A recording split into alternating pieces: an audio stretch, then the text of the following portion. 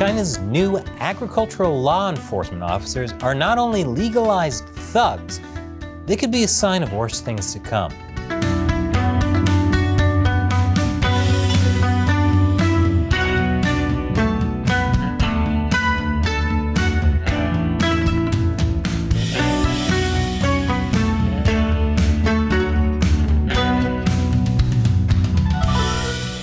Welcome to China Uncensored. I'm Chris Chappell.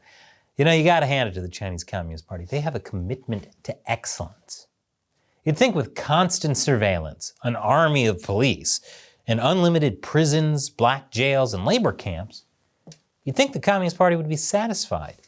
We've made the lives of Chinese people miserable enough. No, they always strive for more.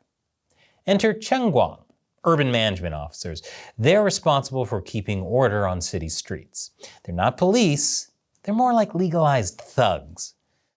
They've been known to brutalize beggars, smash unlicensed fruit vendors' carts, kill unregistered pets, and assist in the forced demolition of people's homes.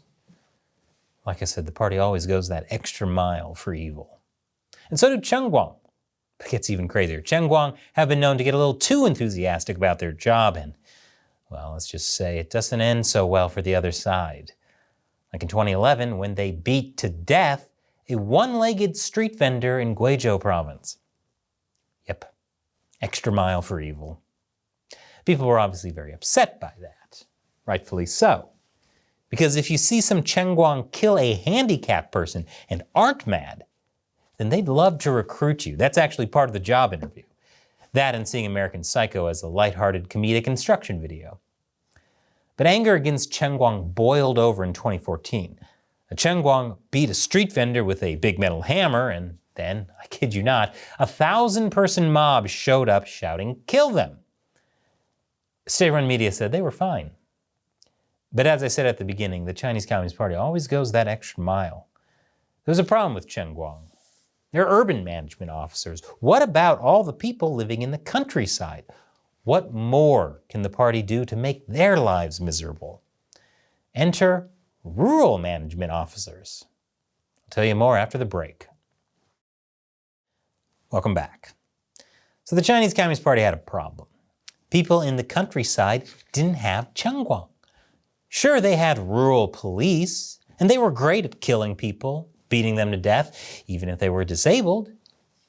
But don't you think the peasants could be a little more miserable?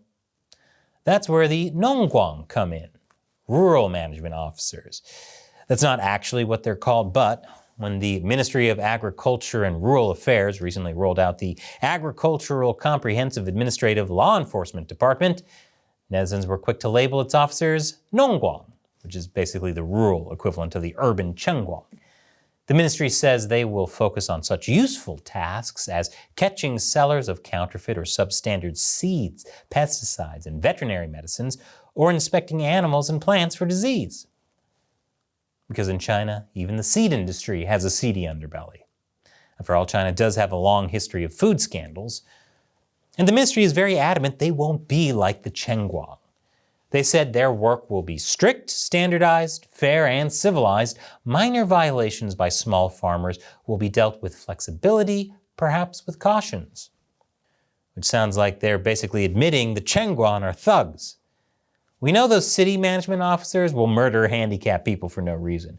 But even though there are fewer witnesses and mobs to attack them, these rural management officers will definitely be better. The ministry may think that's what they're doing, but listen to how this Nongguan describes his new job. 算什么？你们交管管不了的，我们管；你们城管管不了的，我们也要管。王权特许，先斩后奏，这就是农管。 Extra mile for evil.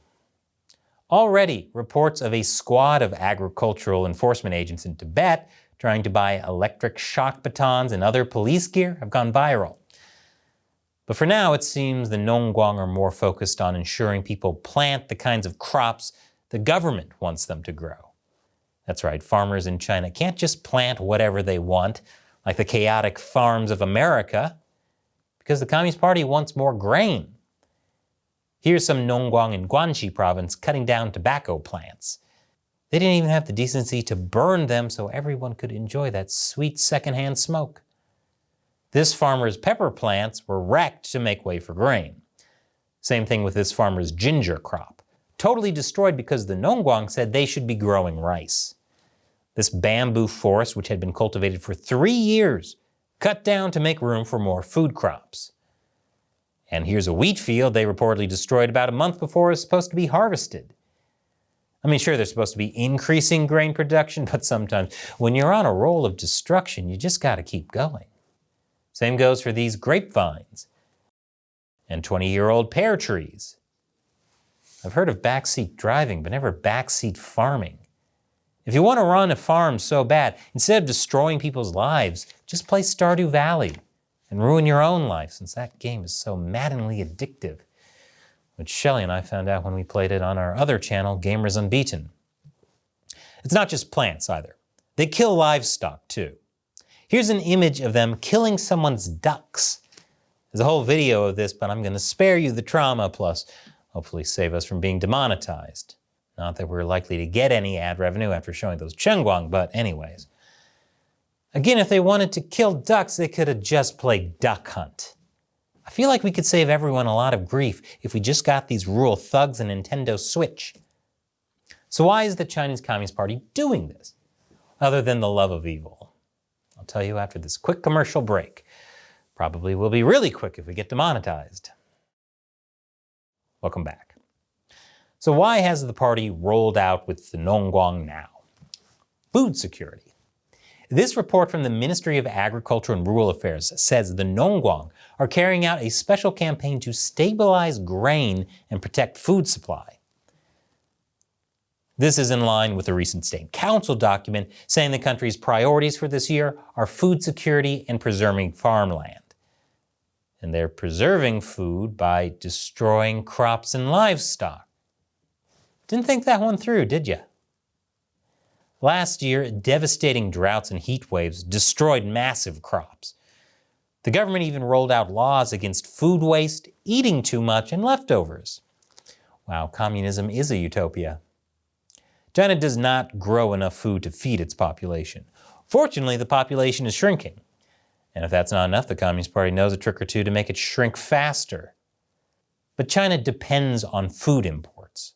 It gets about 40% of its grains from the US, its mortal enemy. And before the war, its second largest source of grain was Ukraine, which made up about 16% of its grain imports. Let's just say the US-China trade war and the war in Ukraine have been a wake-up call for Xi Jinping about the extreme importance of food security. Take soybeans, for example.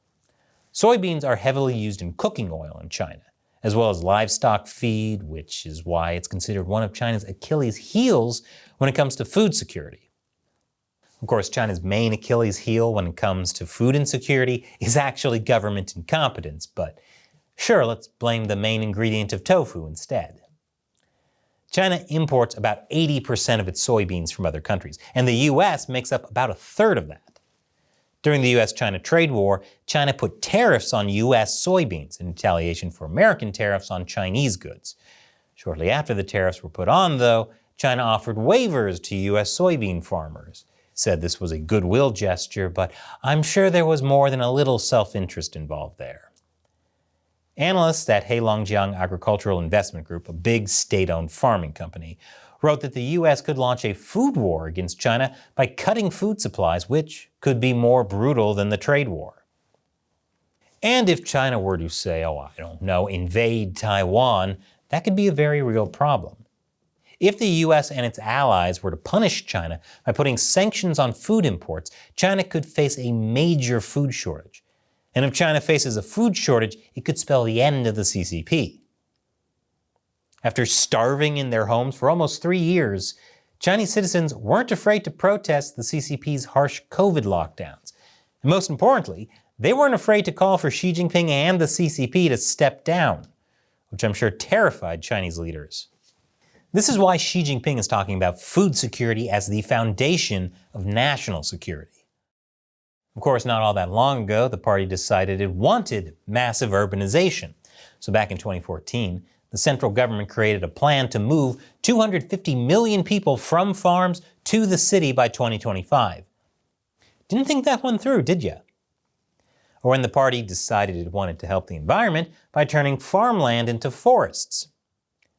Sure, those government-led initiatives blew up spectacularly, but this new one will be different. Yes, just a few years ago we were saying move to the cities, but now you should move to the countryside. I feel like China would have been better prepared if their leaders played more SimCity. Man, is there any problem video games can't solve? Other than being addicted to video games. Now, with all this talk of a food crisis, you might make the mistake of thinking that China has some kind of food crisis. No. State-run media assures us grain production is only growing. The Nongguan are just destroying people's crops and forcing them to grow grain for the love of evil. And as always, this show would not exist without support from viewers like you on the crowdfunding website Patreon. They're what I call the China Uncensored 50-cent army. And as a thank you to them, I answer their questions at the end of each episode. Today's question comes from David Michael White. Chris, is there a particular fashion style from the Tang Dynasty area that you like the most? Oh, that's an easy one, David. Women in the Tang Dynasty would shave off their eyebrows, get that Goku look. Irresistible. Thanks for your question and your support, David. Thank you for watching. Once again, I'm Chris Chappell. See you next time.